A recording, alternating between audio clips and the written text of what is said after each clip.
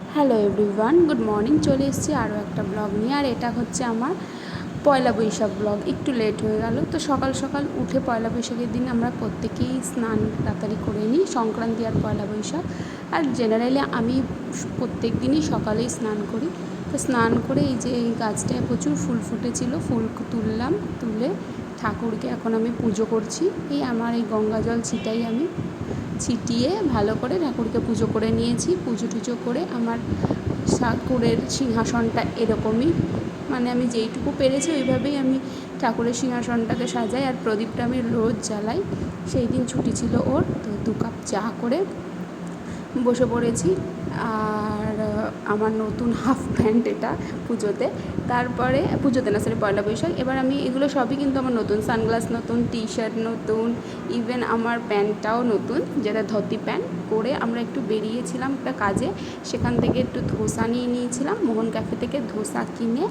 আর এখানে আমি একটা কাজ করেছিলাম সেদিনকে, কিছু মানুষকে আমি জল আর কেক তাদের হাতে তুলে দিয়েছিলাম। তুলে দিয়ে মাসি বাড়ি চলে এসেছিলাম। এটা হচ্ছে গিয়ে পয়লা বৈশাখের ড্রেস আমার বরের।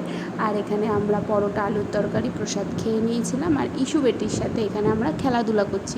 ইস্যু বেটি কিন্তু খুব পাকা, এই দেখো না, সানগ্লাসটা পরবে, সানগ্লাস পরে আবার একদিকে কানে ফোন নেয়, কানে ফোন নিয়ে সানগ্লাস পরে ওই যে এখন মানে এই যে এটা আমার বর, ও ওকে পরিয়ে দিচ্ছে। তারপরে সন্ধেবেলাতে আমি একটু সাজুগুজু করে নিয়েছিলাম, শাড়ি পরেছিলাম, একটু ভালো করে সেজেছিলাম পয়লা বৈশাখ, অথচ শাড়ি